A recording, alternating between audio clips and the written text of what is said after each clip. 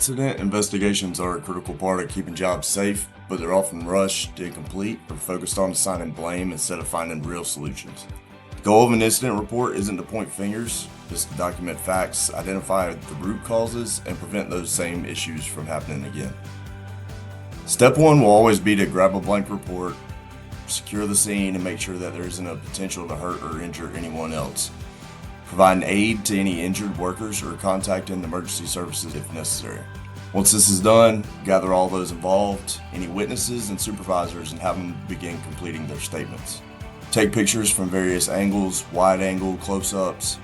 While I wouldn't recommend taking photos of any injured workers, you can have someone recreate where a worker was and what they were doing, so long as it doesn't expose them to the same hazards.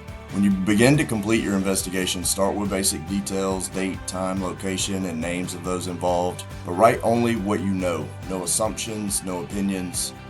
Some details like type of incident, severity, procedures that weren't followed, you may not know immediately, and that's fine to leave those blank to be filled out at a later time.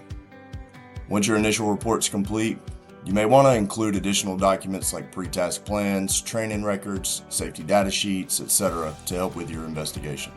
Be specific and fact-based. Instead of writing "worker slipped and fell," document that a worker was walking on the third level near the stairway when they slipped on a wet surface and fell onto their side. Include the environmental conditions, tools, equipment, and any PPE worn at the time so you're painting a clear picture of what happened.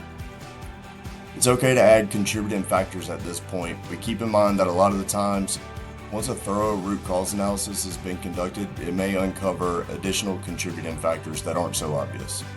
When determining the root cause, it's good to refer to the 5 why method. This is where you state the problem, ask what happened, write the answer, then ask why that happened, and so on.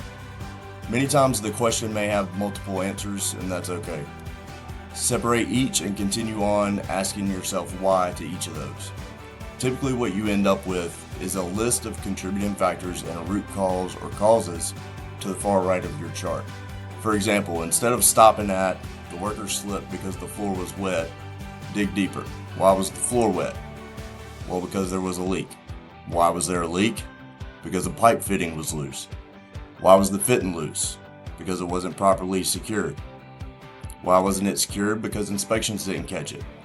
Why weren't inspections catching these issues? Because there was no formal process for checking pipe fittings in that area. Now we have a real root cause showing a gap in inspection procedures, not just worker slipped and fell.